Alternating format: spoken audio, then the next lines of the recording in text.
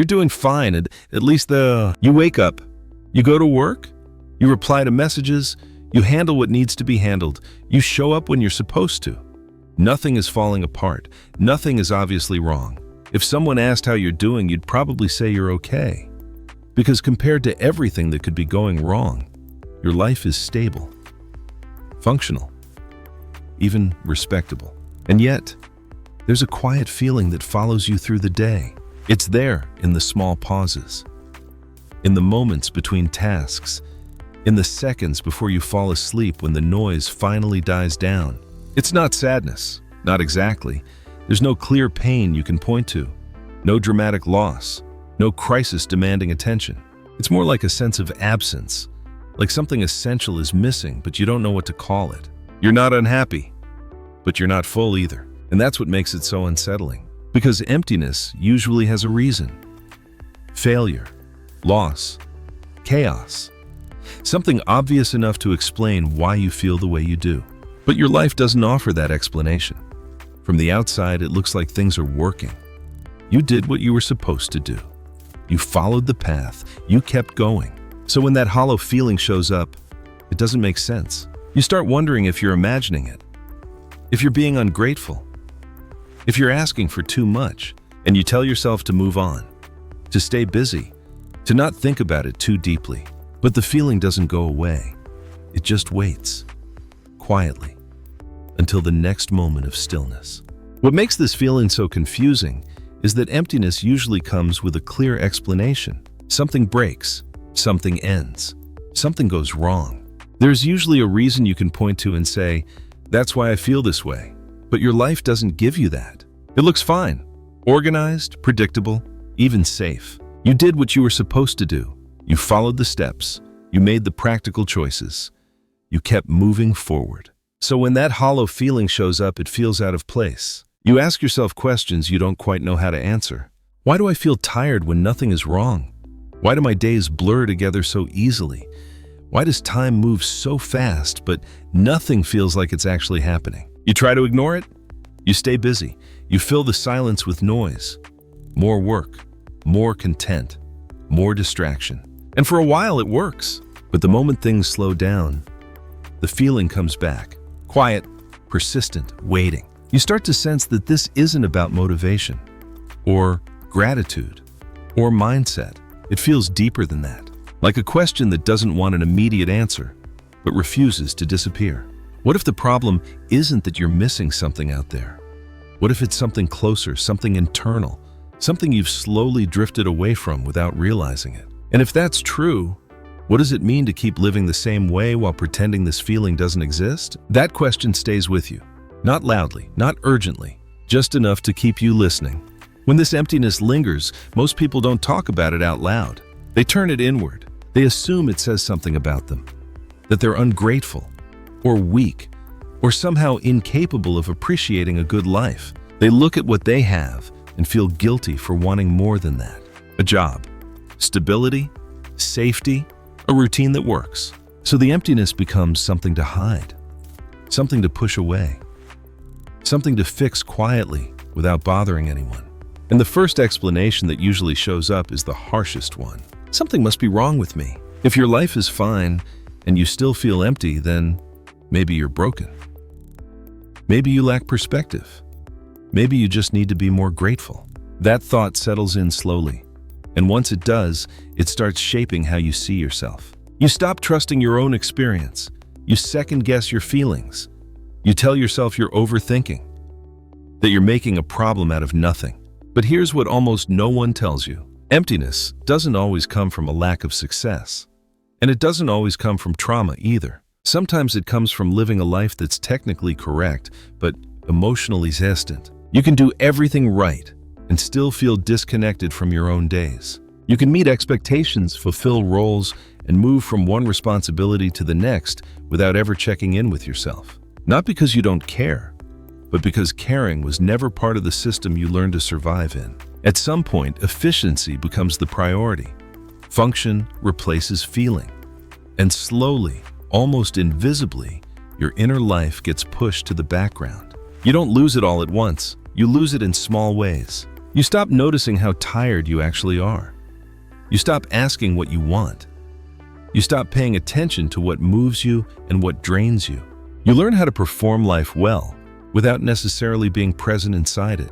And over time, that absence starts to feel like emptiness. Not because you lack meaning, but because you've been living at a distance from yourself for too long. This is the part that matters. That emptiness isn't a verdict on your character. It's not proof that you're ungrateful. And it's not evidence that you're failing at life. It's often a signal, a quiet one, but an honest one. A signal that says you've been prioritizing function over presence, doing over being, stability over connection. And none of that makes you broken. It makes you human in a world that rewards productivity far more than awareness. Think about how early this pattern starts. You're taught to focus on outcomes, to prepare for the future, to be practical, to choose the right path. There's very little space to ask how a choice feels once you're inside it. So you learn to adapt. You learn to keep going. You learn to quiet whatever doesn't fit into the plan. And that works for a long time. Until one day you realize you've built a life that runs smoothly on the outside, but feels strangely empty on the inside. That realization can be unsettling because it doesn't come with a clear instruction manual. There's no obvious fix, no checklist, no dramatic change that suddenly makes everything make sense. And that's why people turn against themselves instead. Self-blame feels simpler than uncertainty. At least if the problem is you, there's something to point to. But what if the problem isn't you? What if it's the distance you've been living at? What if emptiness isn't a failure of gratitude, but a consequence of living in constant motion without enough moments of real presence? That shift matters, because the moment you stop treating emptiness as a personal defect, something loosens. You stop fighting yourself. You stop trying to override the feeling. You stop demanding that you should feel a certain way. And instead of asking, "What's wrong with me?" a different question begins to emerge. What have I been disconnected from? That question doesn't accuse. It doesn't rush. And it doesn't demand an immediate answer. It simply opens a door to noticing how you actually move through your days, how often you're present, and how often you're just functioning. How much of your life is lived on autopilot? How little space there is for stillness, for curiosity, for feeling without needing to explain it. This isn't about fixing anything yet. It's not about changing your life overnight. It's about recognizing that emptiness isn't the enemy you thought it was. It might be the first honest feedback you've received in a long time, a sign that something in you wants to come back into the conversation. And once you see it that way, the emptiness loses some of its threat. It becomes less of a judgment and more of an invitation. This is where things start to get complicated, because once you recognize the emptiness without blaming yourself for it, you're left standing in an uncomfortable space. You can't unsee it anymore. You notice how your days pass, how routines repeat, how time moves forward, whether you feel present or not. And that awareness creates a quiet tension inside you. On one side, you want to keep going as you are, because your life works. It's stable, predictable, safe. You've built something that holds together. On the other side, there's a growing sense that simply holding together is no longer enough. You feel it most clearly in moments of stillness, when there's nothing urgent demanding your attention, when the noise fades, when you finally slow down. That's when the question surfaces. Is this really how I want to keep living? But that question scares you, not because you don't want more, but because you don't know what more actually looks like. You're not dreaming of a dramatic escape. You don't want to burn everything down. You're not chasing some idealized version of life. You just want to feel like you're actually here while your life is happening. And that desire creates a strange conflict, because you've been taught that wanting more presence sounds like ingratitude. That questioning a good life means you're never satisfied. So you try to silence that part of yourself. You tell yourself to be practical, to focus on what's working, to stop overthinking. You remind yourself how much effort it took to get where you are. And for a while, that logic holds things together. But the feeling doesn't disappear. It waits. And every time you push it away, it comes back slightly stronger. Not louder, just more persistent. You start noticing how often you're rushing through moments that could have been felt. Meals eaten without tasting. Conversations half heard. Even rest feels productive, like something you're doing in order to recover so you can keep performing. And that's where the conflict sharpens. You don't want to be ungrateful, but you also don't want to keep living as if your inner experience is optional. You don't want to disrupt your life, but you're tired of moving through it without feeling connected to it. You feel stuck between two fears: the fear of staying the same and the fear of changing without knowing why or how.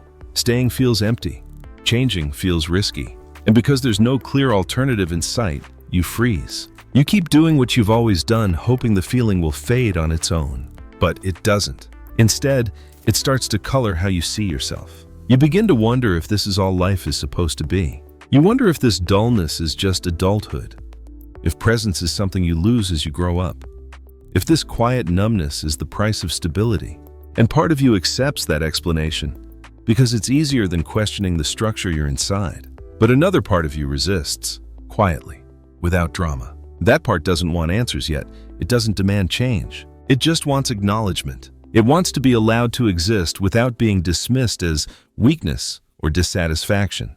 And that's where the tension really lives, between the part of you that knows how to survive well and the part of you that wants to feel alive again. Between responsibility and presence. Between control and connection.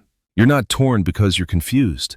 You're torn because both sides matter. The life you've built matters, and so does the part of you that's tired of living on the surface of it. That's why this feeling is so hard to resolve. It's not a problem you can solve with logic, and it's not an emotion you can override with discipline. It's a signal that two needs inside you have been out of balance for a long time: the need to function and the need to feel. Ignoring either one creates its own kind of damage. So you stay here, in this in-between space, aware enough to know something is missing, but unsure how to move toward it without losing what you already have. That uncertainty is uncomfortable, but it's also honest. Because for the first time, you're not numbing yourself with explanations. You're sitting with the tension, and even though it doesn't feel good, it's a sign that you're still paying attention, that you haven't gone completely numb, that there's something in you that refuses to disappear quietly. And that matters more than you might realize. Maybe the emptiness isn't asking you to escape your life. Maybe it isn't demanding a bold decision or a dramatic reinvention. Maybe it's pointing to something much quieter. What if the problem isn't that your life lacks meaning, but that it's been lived almost entirely in your head? Think about how often your days are organized around outcomes. What needs to be finished? What needs to be improved? What needs to be optimized? You plan, you anticipate, you evaluate, you move from one task to the next. And that mindset is useful. It keeps things running. It creates stability. But when every moment is treated as a step towards something else, the moment itself slowly disappears. You're always preparing for what's next, recovering from what just happened, managing what could go wrong, rarely just being where you are. And over time, that constant mental activity creates distance. Distance from your body. Distance from your emotions. Distance from the simple experience of being alive in a moment without needing it to lead somewhere. So the emptiness shows up, not as a crisis, but as a quiet absence of presence. You might notice it when you finally stop moving, when you're alone with no screen to fill the space, when you finish something you worked hard for, and feel oddly unchanged. You expected satisfaction, relief, some sense of arrival, but instead, there's just a pause, and then the urge to move on to the next thing. What if that's the shift that needs to happen? Not from one life to another, but from constant doing to occasional being. This isn't about rejecting structure or responsibility. It's about loosening the grip just enough to let yourself actually feel what's already here.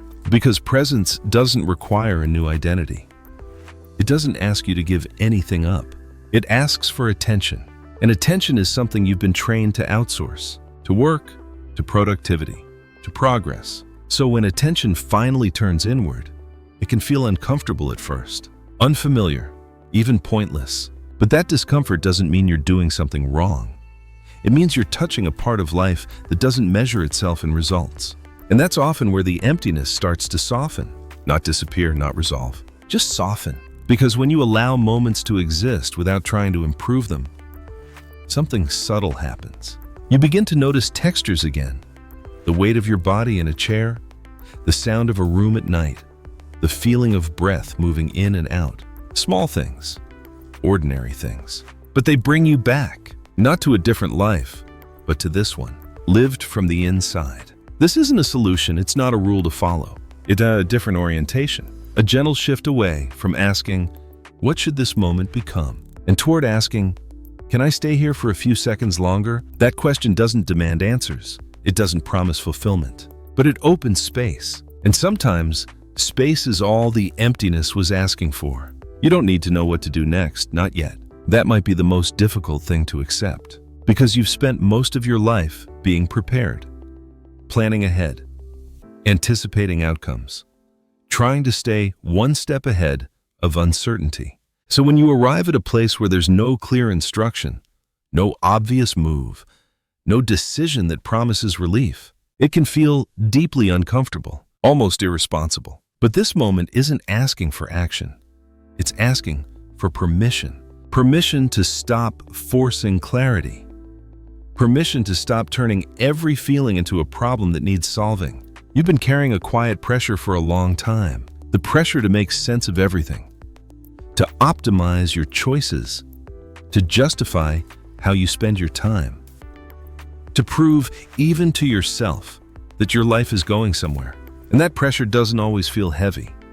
Sometimes it feels like restlessness, sometimes like dullness, sometimes like a constant need to stay occupied. But beneath all of it, there's a tension that never fully releases. So let's say this clearly. You don't have to fix this emptiness right now.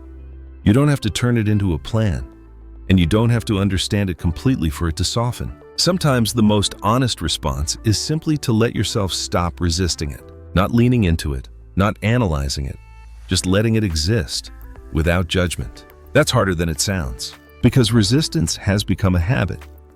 You resist slowing down. You resist stillness. You resist feelings that don't lead to productivity. You've learned to measure your worth by how much you do, how well you perform, how efficiently you move through your days. So when something inside you asks to pause, it can feel like you're falling behind. But pausing isn't falling behind. It's stepping out of a rhythm that no longer serves you. And that doesn't require courage. It requires gentleness with yourself. You don't need to push for meaning. Meaning doesn't respond well to pressure. You don't need to demand passion. Passion doesn't show up on command. And you don't need to chase fulfillment. Fulfillment often arrives quietly when you stop chasing it. There's a kind of relief that comes from letting go of the idea that you're supposed to feel a certain way by now. Relief in admitting that you don't have to be inspired, or motivated, or deeply satisfied. You're allowed to simply be here, as you are, tired, uncertain, still figuring things out. That doesn't make you behind in life. It makes you honest. And honesty creates space. Space where your nervous system can settle. Space where your body can catch up to how long you've been pushing it. Notice what happens when you stop asking yourself to improve for a moment. Notice how your shoulders drop, even just a little. Notice how your breath changes when there's nothing you need to accomplish in this moment. These aren't techniques, they're reminders. Reminders that you're not a machine designed to run without pause. You're a person, and people don't need to be optimized. They need to be met where they are, not where they think they should be.